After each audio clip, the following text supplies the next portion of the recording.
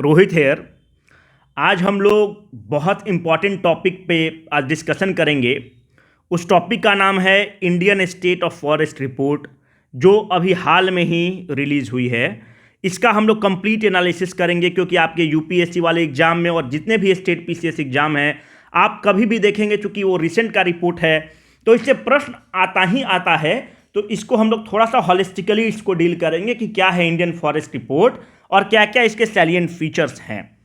अगर आप Indian state of forest report देखेंगे तो Indian state of forest report, पहला आपके जहन में सवाल उठना चाहिए कि ये रिपोर्ट कौन देता है। तो ये जो रिपोर्ट है ये फॉरेस्ट सर्वे ऑफ इंडिया देती है। जो फॉरेस्ट सर्वे ऑफ इंडिया जो है किस मंत्रालय के अंदर है? Ministry of environment, forest and climate change के अंदर है। अभी इसके मिनिस्टर कौन है? श्री भूपेंद्र यादव जी हैं। कहां से जीत कर आते हैं? अभी राजस्थान को रिप्रेजेंट कर रहे हैं भूपेंद्र यादव जी। जो फॉरेस्ट सर्वे ऑफ इंडिया है इसका हेडक्वार्टर कहां है? और आपको यह पता होना चाहिए, forest survey of India Bharat का एपेक्स बॉडी है जो फॉरेस्ट सर्वेक्षण करती है। Indian state of forest report, जो इसको हिंदी में बोलते हैं हम लोग भारतीय वन सर्वेक्षण रिपोर्ट 2021 जो है, फॉरेस्ट सर्वे ऑफ इंडिया जो है 1981 में बना है। इसका हेडक्वार्टर कहां है? देहरादून। यह थोड़ा सा आपको पता होना चाहिए। जो Indian state of forest report है, हमें यह पूरा क्लियर कट आइडिया होना चाहिए कि यह बाई एनियल रिपोर्ट है। बाई एनियल रिपोर्ट का मतलब क्या होता है कि हर 2 साल में एक बार यह रिपोर्ट प्रकाशित होता है इन्वायरमेंट मिनिस्ट्री के द्वारा through forest survey of India. तो चूंकि ये बाईएनियल रिपोर्ट है, 2021 का रिपोर्ट है, इसका मतलब लास्ट रिपोर्ट 2019 में आया है। और हम जितना इंक्रीज या डिक्रीज की बात करेंगे, जो रेफरेंस ईयर रहेगा वो 2019 रहेगा। मतलब 2019 में कितना था? अगर हम बोलते हैं कि 10% का फॉरेस्ट कवर में इंक्रीज हुआ है, तो मानते हैं कि अगर 2019 में मानते हैं कि 100 स्क्वायर किलोमीटर एरिया था। अगर हम बोलते हैं कि इस बार 10% का इंक्रीज हुआ है, इसका मतलब कि अभी एरिया 110 किलोमीटर स्क्वायर हो गया। हमारा कहने का मतलब है हमारा रेफरेंस ईयर 2019 का रिपोर्ट है। तीसरी बात, ये जो फॉरेस्ट सर्वे ऑफ इंडिया का कौन सा एडिशन ऑफ रिपोर्ट है? तो फॉरेस्ट सर्वे ऑफ इंडिया का ये 17th रिपोर्ट है, 17th एडिशन है। पहला रिपोर्ट कब देता है फॉरेस्ट सर्वे ऑफ इंडिया? तो जो पहला रिपोर्ट है वो फॉरेस्ट सर्वे ऑफ इंडिया का 1987 में आता है। ये हमको थोड़ा सा बैकग्राउंड बहुत इंपॉर्टेंट है। दूसरा, इस रिपोर्ट का सबसे सैलिएंट फीचर पूछेंगे आप तो एक ये हुआ है कि जो टाइगर रिजर्व हैं, टाइगर कॉरिडोर्स हैं, जो गिर लायन के लिए जो गिर फॉरेस्ट है, वहां पे कितना फॉरेस्ट कवर हुआ है इस बार, उसको भी कवर किया गया है। तो उसका बेनिफिट क्या है? आपके जहन में पहला प्रश्न ये आना चाहिए कि इसका बेनिफिट क्या है। इसका बेनिफिट ये हुआ है कि टाइगर कंजर्वेशन में हम लोगों को बहुत सहूलियत मिलेगी। टाइगर कंजर्वेशन क्यों? इस एरिया में कितना फॉरेस्ट है, फिर कितना फॉरेस्ट कवर है, तो हमें पूरा आइडिया रहेगा कि टाइगर कंजर्वेशन में, क्योंकि टाइगर को फॉरेस्ट चाहिए तभी उसको कंजर्व किया जाएगा। तो एक सिंक्रोनाइज्ड प्रोसेस है। तो ये इसका एक पिक्यूलियर फीचर है, सैलिएंट फीचर है। तो चूंकि ये है तो हम लोग पहले इसमें ये स्टार्ट करते हैं कि टाइगर रिजर्व वाले एरिया के बारे में यह रिपोर्ट क्या कहती है। तो सबसे ज़्यादा किस टाइगर रिजर्व में फॉरेस्ट कवर है, और ये एग्जाम के लिए one of the most important question है। तो आपको पता होना चाहिए कि एक है पाके टाइगर रिजर्व, जिसको पखुई टाइगर रिजर्व भी आप बोलते हैं। कहाँ है? अरुणाचल प्रदेश में है। पाके टाइगर रिजर्व या पखुई टाइगर रिजर्व जो है, यहां पे फॉरेस्ट कवर का जो परसेंटेज है वो है 97%, and this is very good. तो आपके जहन में होना चाहिए कि सबसे ज्यादा फॉरेस्ट कवर किस टाइगर रिजर्व में है? पाके टाइगर रिजर्व या पखुई टाइगर रिजर्व में है। और ये पाके या Pakhui tiger reserve tiger conservation के लिए फेमस तो है ही, पर ये ग्रेट हॉर्नबिल के लिए भी बहुत फेमस है। अब आप देखें तो ये पाके टाइगर रिजर्व है, मानते हैं this is your Pakke tiger reserve या पखुई टाइगर रिजर्व। तो इस पखुई टाइगर रिजर्व में आप देखते हैं कि यहां से एक नदी ऐसे है, यहां से ये नदी यूं है, जो नदी इसके नॉर्थ में है और वही बॉर्डर इसके वेस्ट में जो बनाती है, इस नदी का नाम है कामेंग नदी। कामेंग किसकी ट्रिब्यूटरी है? ब्रह्मपुत्र की ट्रिब्यूटरी है। थोड़ा सा हम लोग पता कर लेते हैं कि पाके टाइगर रिजर्व का सैलिएंट फीचर्स क्या है, तो सहूलियत रहेगा एग्जाम में। इसके ईस्ट तट पर आप देखेंगे तो एक और नदी इसकी बॉर्डर बनाती है। उस नदी का नाम है पाके नदी, जिसके नाम पर इसका है पाके नदी है, पाके रिवर है, जो इसका ईस्ट में बनाती है। ये किसके लिए और भी फेमस है? ये ग्रेट हॉर्नबिल के लिए बहुत फेमस है। आपको पता होगा कि हॉर्नबिल फेस्टिवल भी होता है, पर हॉर्नबिल फेस्टिवल नागालैंड का बहुत फेमस फेस्टिवल है। पर याद रखिएगा, जो ग्रेट हॉर्नबिल है ये एक स्टेट बर्ड है। ये 2 राज्यों का स्टेट बर्ड है, एक केरला का और दूसरा अरुणाचल का। ये 2 राज्यों का स्टेट बर्ड है। तो थोड़ा सा और आगे बढ़ के पता कर लेते हैं। इसका IUCN स्टेटस जो है वो वल्नरेबल है। इस तरह से हम लोगों ने सारा इस एरिया को कवर कर लिया। जो ये इसलिए पढ़ना हमारे लिए बहुत ज़रूरी है क्योंकि ये नया चैप्टर ऐड हुआ है इस फॉरेस्ट रिपोर्ट में कि टाइगर रिजर्व में कितने फॉरेस्ट कवर हैं। तो मेरे दृष्टिकोण से अगर आप मेरी बात मानते हैं तो इस रिपोर्ट का मोस्ट इंपॉर्टेंट सेगमेंट है। अब हम लोग आगे देखते हैं कि इस रिपोर्ट में क्या क्या सैलिएंट फीचर्स हैं। सॉरी, जो टोटल फॉरेस्ट कवर कहा गया है कि कितना जो टोटल फॉरेस्ट कवर है, तो अगर आप उसको देखें कि टोटल फॉरेस्ट कवर और ट्री कवर कितना है, तो पहले हम लोग बाद में डिस्कस करेंगे कि there is a difference between the forest cover and tree cover. ये दोनों में अंतर है। पूरे रिपोर्ट में आपको दोनों कभी कहीं ट्री कवर रहेगा, कहीं फॉरेस्ट कवर रहेगा, तो आपको अंतर पता होना चाहिए।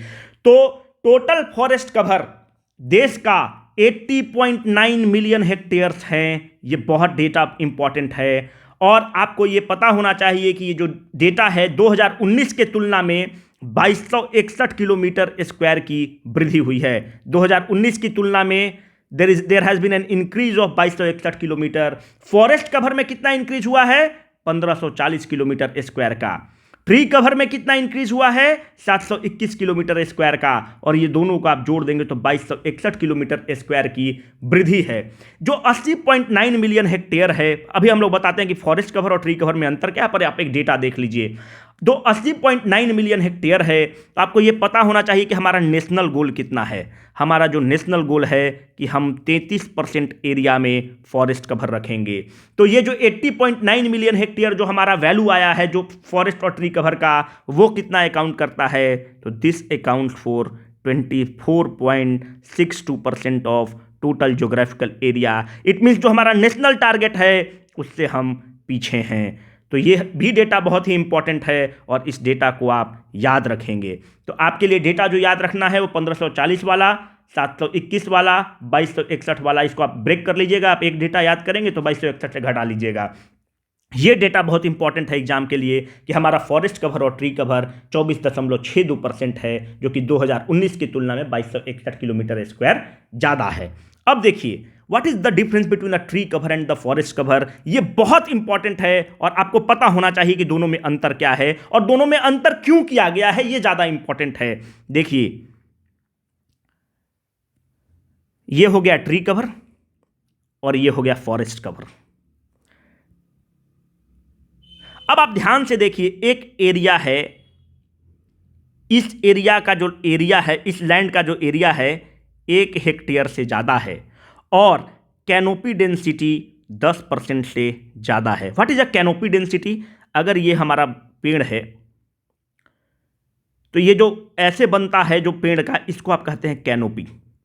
तो कैनोपी की डेंसिटी, ऐसा लैंड मास जिसका एरिया 1 हेक्टेयर से ज़्यादा है और कैनोपी डेंसिटी 10% से ज़्यादा है, उसको हम फॉरेस्ट कवर में लेंगे। सॉरी, ये फॉरेस्ट कवर है, ये आपका ट्री कवर है यहाँ पे। तो एक ऐसा लैंड मास जिसका एरिया 1 हेक्टेयर से ज़्यादा है और ट्री कैनोपी की डेंसिटी 10% से ज़्यादा है, उसको हम फॉरेस्ट कवर में काउंट करेंगे। पर प्रश्न उठता है, आखिर क्यों फॉरेस्ट कवर में उसको क्यों काउंट करेंगे? मानते हैं आप सड़क पर जा रहे हैं, पर यहां भी तो पेड़ होता है सड़क पर। आपने अगर सड़क पर देखा होगा तो ट्री का नंबरिंग किया जाता है 1 2 3 4 5। अगर आप कोई नहर है, मानते हैं गंडक से कोई नहर निकली हुई है, उसके बांध पर भी तो ट्री होता है, तो उसको आप कहां कवर करेंगे? तो ये भी बहुत इंपॉर्टेंट है। तो इन दोनों में अंतर हमको करना होगा। तो यही फिगर क्यों लिया गया?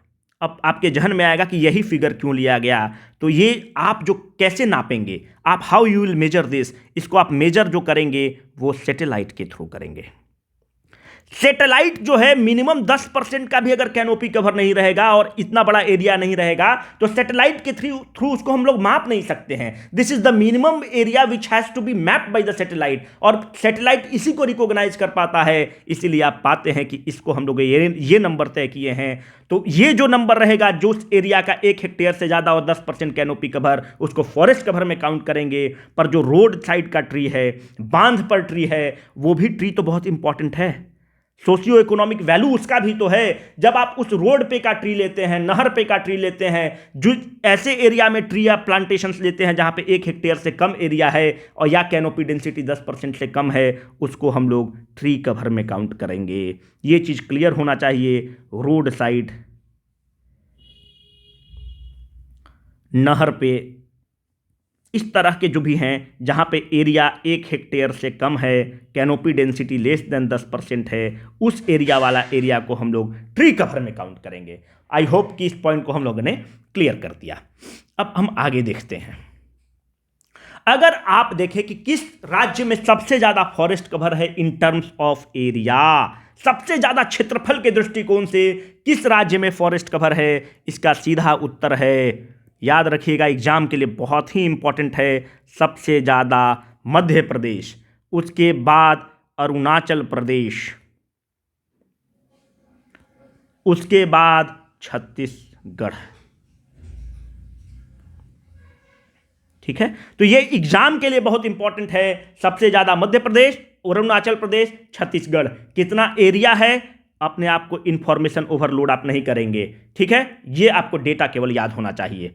अगर आप इंक्रीज वाइज देखेंगे कि सबसे ज्यादा किस राज्य में इंक्रीज किया है, एरिया के दृष्टिकोण से सबसे ज्यादा किस राज्य में इंक्रीज किया है, तो सबसे ज्यादा आंध्रा में इंक्रीज किया है, उसके बाद तेलंगाना में इंक्रीज किया है, और तीसरे नंबर पर उड़ीसा है। 3 से ज्यादा मतलब ही नहीं है, अपने आप को ओवरलोड मत करिए। कितने से सबसे ज्यादा इंक्रीज किया है? 647 किलोमीटर स्क्वायर से इंक्रीज किया हुआ है Andhra, followed by Telangana, followed by Orissa. ये भी डेटा उतना इंपॉर्टेंट नहीं है आपके लिए। सबसे इंपॉर्टेंट ये वाला डेटा है, इसको आप जरूर ध्यान में रखेंगे। दूसरा सबसे इंपॉर्टेंट डेटा है कि लार्जेस्ट फॉरेस्ट कवर, ऊपर तो हमने परसेंटेज एरिया में देखा कि क्षेत्रफल के दृष्टिकोण से, अब परसेंटेज के दृष्टिकोण से कि अपने ज्योग्राफिकल एरिया का कितना परसेंटेज है, तो सबसे ज्यादा परसेंटेज के दृष्टिकोण से आप देखेंगे तो हमारा नॉर्थ ईस्ट लीड करेगा, मिजोरम, फॉलोड बाय अरुणाचल। याद रखिए अरुणाचल दोनों जगह 2 नंबर पे है। एरिया वाइज में भी अरुणाचल आप देखेंगे तो 2 नंबर पे है, और परसेंटेज वाइज भी देखेंगे तो अरुणाचल 2 नंबर पे है, और 3 नंबर पे मेघालय। मतलब हमारी जान और शान नॉर्थ ईस्ट है। कितना percentage of the geographical area है? 84.53% ऑफ द अपने लैंड का। अगर ये इसका लैंड है टोटल मिजोरम का, तो इसमें आप देखेंगे कि 84.53% एरिया में फॉरेस्ट कवर है मिजोरम का, फॉलोड बाय अरुणाचल प्रदेश में 79.3% एरिया में फॉरेस्ट कवर है, और मेघालय में 76% एरिया में है। ये डेटा इंपॉर्टेंट नहीं है आपके लिए, ये सीक्वेंस बहुत ही इंपॉर्टेंट रहेगा और इसको आप ध्यान में रखेंगे। तीसरा इंपॉर्टेंट, ये भी बहुत इंपॉर्टेंट डेटा है इस बार के लिए, क्योंकि आप देखेंगे कि फॉरेस्ट फायर, अमेजन में फॉरेस्ट फायर हुआ है, ऑस्ट्रेलिया में फॉरेस्ट फायर हुआ है, तो ये बहुत न्यूज़ में रहा है। तो कौन सा राज्य है जिसमें सबसे ज़्यादा फॉरेस्ट फायर हुआ है? तो वो है उड़ीसा। देखिए आप ट्रिगर करेंगे मारने के लिए उत्तराखंड वगैरह, पर उड़ीसा है, followed bye Madhya Pradesh, followed by Chhattisgarh. तो ये भी डेटा बहुत ही इंपॉर्टेंट है और इसको आप ध्यान रखेंगे। तो इस तरह से थोड़ा सा मैनग्रोव कवर के बारे में कर लें, उसके बाद फिर एनालिटिकल पार्ट में हम लोग चलेंगे। अगर मैनग्रोव कवर में देखेंगे तो मैनग्रोव सबसे ज्यादा कहां है? सुंदरबंस। मैनग्रोव्स होते क्या हैं? ऐसा मैनग्रोव उस एरिया में होता है जहां पे फ्रेश वाटर भी मिलेगा और सलाइन वाटर भी मिलेगा। फ्रेश वाटर आएगा और सलाइन वाटर आएगा। तो मैनग्रोव सबसे ज्यादा कहां बनता है भारत में? सुंदरबंस में। सुंदरबन किसके लिए फेमस है? रॉयल बंगाल टाइगर के लिए फेमस है। यहां से आप देखेंगे कि जो अपना बे ऑफ बंगाल की खाड़ी है, यहां से समुद्री पानी मिल जाएगा और फ्रेश वाटर यहां से गंगा अपने आप को ड्रेन कर रही है और दुनिया भर की नदी बे ऑफ बंगाल में ड्रेन करती है। तो जहां भी नमकीन पानी, खारा पानी और फ्रेश पानी मिलेगा, वो एरिया मैनग्रोव वहाँ पे जमता है। और मैनग्रोव जो है बहुत ही रिच इकोसिस्टम है, one of the richest ecosystem है। इस पे बाद में हम लोग कभी डिस्कस करेंगे, पर ये हमको पता होना चाहिए कि it is the richest ecosystem. और ये जो है मैनग्रोव में इतने फॉरेस्ट कवर होते हैं कि इसको फेफड़ा भी कहा जाता है। जिस तरह से लंग्स ऑफ अर्थ, ये लंग्स है, फेफड़ा है, क्योंकि यही जो है ऑक्सीजन इतने रिच होते हैं स्पेसीज वाइज और फॉरेस्ट कवर वाइज की हमें बहुत सारा ऑक्सीजन प्रदान करते हैं और सब चीज़ें प्रदान करते हैं। तो मैनग्रोव के बारे में देखेंगे तो देश में मैनग्रोव का जो इंक्रीज है बहुत ही अच्छा नहीं है। 2019 की तुलना में 17 स्क्वायर किलोमीटर का इंक्रीज है, जो कि बहुत ही अच्छा नहीं है। तो टोटल जो मैनग्रोव कवर है वो है 4992 किलोमीटर स्क्वायर, ये मैनग्रोव कवर है और आपको पता होना चाहिए। तो अब ये थोड़ा देख लीजिए कि हाईएस्ट मैनग्रोव कवर का इंक्रीज कहाँ है, तो उड़ीसा में है। उड़ीसा इस पर बहुत अच्छा किया है, उड़ीसा में है, followed by Maharashtra and then Chhattisgarh. ठीक है, तो ये बहुत ही इंपॉर्टेंट नहीं है कि मतलब इस पे बहुत ध्यान दिया जाए, पर थोड़ा सा अगर आइडिया रहे तो कोई इसमें दिक्कत नहीं है। अब आप जो सबसे इंपॉर्टेंट एनालिटिकल पार्ट में हम लोग घुसना चाहते हैं वो है नॉर्थ ईस्ट। अब हम लोग एनालिटिकल पार्ट में इंटर कर रहे हैं कि एनालिटिकल पार्ट में क्या हो रहा है। अगर आप नॉर्थ ईस्ट को देखेंगे तो नॉर्थ ईस्ट में इस बार ये हम लोगों ने महसूस किया, ये पाया गया कि जो नॉर्थ ईस्ट यूजुअली आप अगर देखते हैं तो नॉर्थ ईस्ट का अगर टोटल भारत के लैंड में देखेंगे तो it covers 7.98% of the total land of earth. But this north east, अभी आपने ऊपर देखा होगा कि मिजोरम में 84% के आसपास है, अरुणाचल में 79% के आसपास ऑफ द ज्योग्राफिकल एरिया है, मेघालय में 76% के आसपास है। तो जो north east area it occupies the 7.98%, approximately 8% of the land of the India, but it gives 23.75% of the total forest cover. मतलब आप समझ लीजिए, यही बताता है कि नॉर्थ ईस्ट के लोग जो है इन्वायरमेंट और क्लाइमेट और मतलब जो पेड़ पौधे हैं उसके साथ एक सिम्बायोटिक रिलेशनशिप में रहते हैं। पर इस बार जो फॉरेस्ट कवर है नॉर्थ ईस्ट में डिक्लाइन शो किया है। It has shown the decline of how much, 10-20 kilometre square का डिक्लाइन शो किया है। आपके जहन में पहला प्रश्न ये उठना चाहिए सॉरी, कि डिक्लाइन क्यों हुआ, नॉर्थ ईस्ट में डिक्लाइन क्यों हुआ सॉरी, क्यों डिक्लाइन हुआ? तो डिक्लाइन का कारण बहुत इंपॉर्टेंट है, तो आज हम लोग इस कारण को थोड़ा देखते हैं और फिर आगे बढ़ते हैं। जो डिक्लाइन का मुख्य कारण हुआ है वो लैंडस्लाइड हुआ है। लैंडस्लाइड जो है, जमीन का खिसकना, जो लैंडस्लाइड है उसके चलते बहुत लार्ज सेगमेंट ऑफ एरिया है जहां पे फॉरेस्ट हैं वो तहस नहस हो गए हैं। लैंडस्लाइड क्यों होता है? तो हम जो इन्वायरमेंट में जो क्रिएट प्रॉब्लम कर रहे हैं वही जो है ग्लोबल वार्मिंग उसका कारण है, और हम लोगों का लाइफ स्टाइल कारण है जिसके चलते लैंडस्लाइड होता है, और अर्थ के इनर मटेरियल के कारण, इनर टेक्टोनिक मूवमेंट्स के कारण भी होता है। पर मैनमेड ज़्यादा है, इस चीज़ को ध्यान रखिएगा। दूसरा, बहुत इस बार आप देखेंगे कि बहुत हेवी रेन हुआ है और हेवी रेन के चलते भी बहुत डैमेज हुआ है। दूसरी बात, एक और जो सिग्निफिकेंट फीचर है कि नॉर्थ ईस्ट में लोग शिफ्टिंग एग्रीकल्चर को फॉलो करते हैं। जब आप शिफ्टिंग एग्रीकल्चर को फॉलो करते हैं तो एक एरिया को, एग्रीकल्चर के बाद इस एरिया को बैरन कर देते हैं, खाली कर देते हैं, और इसके चलते आप देखते हैं कि ये बंजर ज़मीन बन जाती है, और बंजर ज़मीन का इरोड करना ज़्यादा आसान है। और हम लोग ये पाते हैं, एक तो ये कारण है, और शिफ्टिंग एग्रीकल्चर में आप ये भी करते हैं कि यहाँ पे अगर फॉरेस्ट कवर है तो इस फॉरेस्ट कवर को, इस फॉरेस्ट को आप डिस्ट्रॉय करते हैं, इसको फॉरेस्ट कवर को आप जलाते हैं, और फिर इस पार्सल ऑफ लैंड को आप एग्रीकल्चर के लिए तैयार करते हैं, तो इसके चलते भी फॉरेस्ट कवर का लॉस हुआ है। तो ये मुख्य 3 कारण हैं, और चौथा कारण एंथ्रोपोजेनिक है, मैन मेड। कैसे? आप कोई सिगरेट पी रहा है, सिगरेट की या माचिस से कुछ पिकनिक करने के लिए गया, वो वहाँ पे छोड़ दिया, वहाँ पे आग लग गया, फॉरेस्ट का आग लगता है, उसके चलते large swathe of forest cover destroy होता है। तो इस तरह का कारण है जो थोड़ा सा आपको पता होना चाहिए। अब देखिए कि अगर आप इस रिपोर्ट को देखें तो अभी तक तो हमने पॉजिटिव पार्ट को देखा, थोड़ा इस रिपोर्ट के लिए क्रिटिसिज्म भी हो जाए, क्योंकि हमें तो दोनों चीज़ देखना है। जब आप इस रिपोर्ट का क्रिटिसिज्म देखते हैं तो आप ये पाते हैं कि जो भी सरकार रहेगी वो डेटा को थोड़ा सा फज करेगी, डेटा को बढ़ा कर दिखाएगी। कायदे से सरकार को कौन सा डेटा दिखाना चाहिए? कायदे से सरकार को फॉरेस्ट कवर का डेटा दिखलाना चाहिए, पर आप पीआईबी भी पढ़ेंगे तो फॉरेस्ट कवर और ट्री कवर को कंबाइन करके, चूंकि वो संख्या ज़्यादा हो जाता है तो उस संख्या को 1540 के बजाय 2261 किलोमीटर, कोई भी सरकार ऐसा ही करती है। पर इसका क्रिटिसिज्म क्या है? इस रिपोर्ट में आप ये पाते हैं कि आप तो ये दिखा रहे हैं कि हमारा फॉरेस्ट कवर बढ़ गया है, पर इस रिपोर्ट में आपने जो कॉफ़ी प्लांटेशन होता है उसको भी इस बार इंक्लूड किया है। मानते हैं कि मैंगो का बगीचा है, आपने उसको भी इंक्लूड किया है। मानते हैं कि कोकोनट का प्लांटेशन है, आपने उसको भी इंक्लूड किया है। आपने प्लांटेशन एरिया को भी कवर किया है।